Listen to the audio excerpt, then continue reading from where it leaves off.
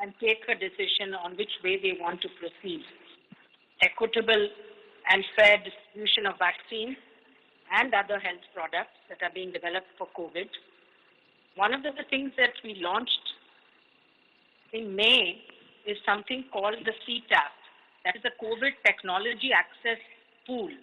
This is to encourage governments as well as companies to pool their technologies and intellectual properties, anything related to COVID. It also includes data, research, knowledge, but could also include patents on vaccines and on drugs.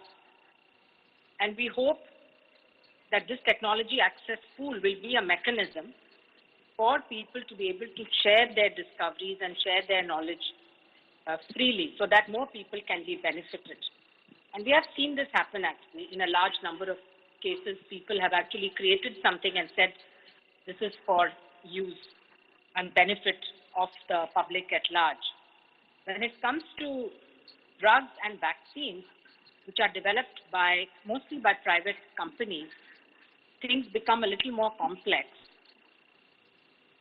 And the usual practice is for those companies to retain IP. So we have to see here whether we can change that paradigm. And even if IP is retained, there should be technology sharing. Because in the case of vaccines, it's really a question of the know-how. And finally, it's the political leaders who will make the decisions, because every country is governed by their own laws and their own leaders, their parliament or governance structures. And they can take decisions which are a sovereign right. So the hope really here is that they put the global needs above their own national needs, since the virus does not respect borders. And we know that the economic fallout globally is so huge, it's like running into trillions of dollars every month, that the amount of investment to both develop and distribute a vaccine is going to be in billions. We're asking for about $30 billion for the COVAX pillar in order to develop and distribute vaccines to the whole world.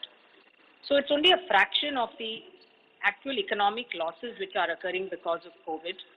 And even if one country is able to protect their entire population, it's not going to help, because the infection is going to keep moving and traveling between countries, as we have seen.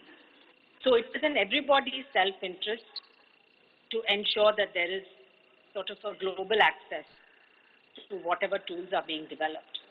So let us hope that the global solidarity takes precedence over vaccine nationalism.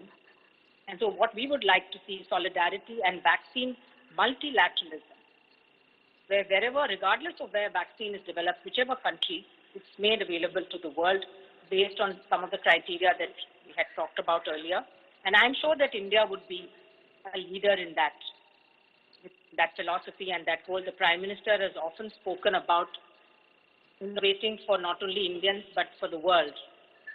And so we should actually be in the forefront of advocating for this and also for following this principle and helping other leaders also take the right decision.